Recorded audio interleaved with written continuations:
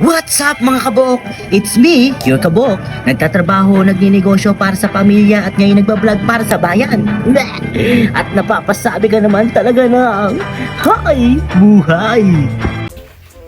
At for today's video nga mga kabok, kung gusto mo ng masarap na pagkain, tinipid pero napakasarap, tinamad pero napakasarap din. Ito na yun mga kabok, ito na yung hinahanap nyo kasi ito yung the best na ginagawa ngayon sa galunggong. Tapos yung kamatis, hindi ako sa nagyayabang maaloloko ako pero hindi ko kayo lolokohin mga kabok.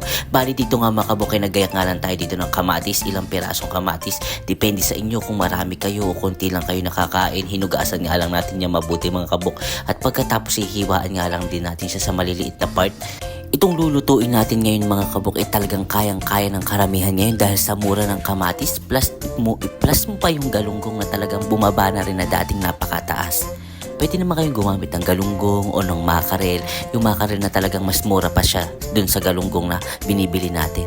At pagkatapos nga nating hiwain sa maliliit na part mga kabok itong kamatis, set aside na nga muna natin dito sa isang malinis na lalagyan. At pagkatapos ay maghiwa na nga rin tayo dito ng bawang sa maliliit na part.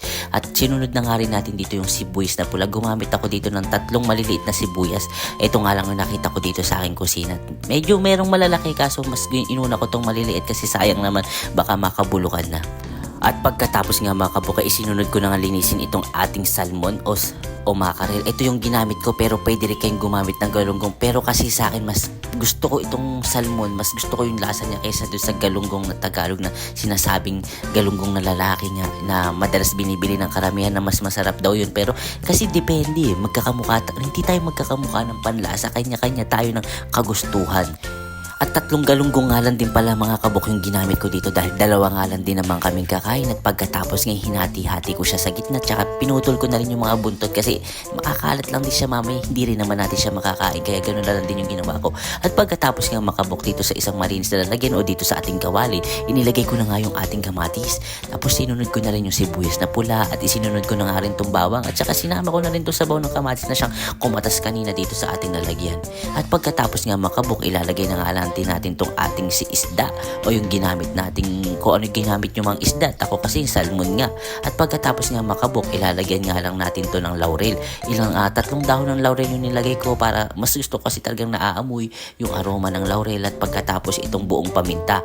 At pagkatapos ko nga lang lagyan ng paminta mag-a-add nga lang din tayo dito ng asin. Tansyahan lang din baka mapasobra nyo talagang aalat to. Then add tayo ng monosodium o yung pampalasa.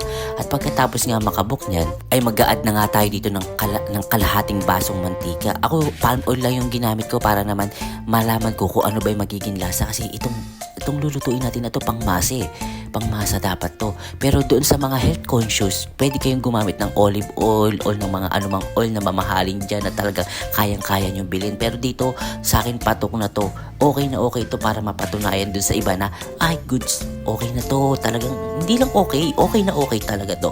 At syempre, pagkatapos mga kabok natin igayak to, diretso na nga tayo dito sa kalan. Pagkatapos sinindihan ko na nga tong kalan sa mahinang apoy lang mga kabok ko ito todo. At pagkatapos sinalang ko na nga tong ating kawali na siyang naglalaman ng ating niluluto.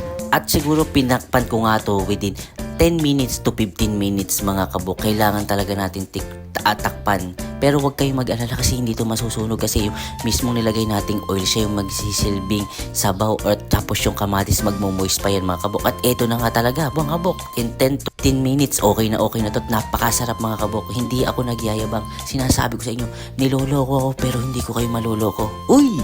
At kayo sa mga kabok, ano pa hinihintay nyo? Subukan nyo na rin to. Sobrang tipid, sobrang sarap. Ano pang hinihintay nyo? Tara't sabayan nyo na kumain. Don't forget to follow. Bye-bye!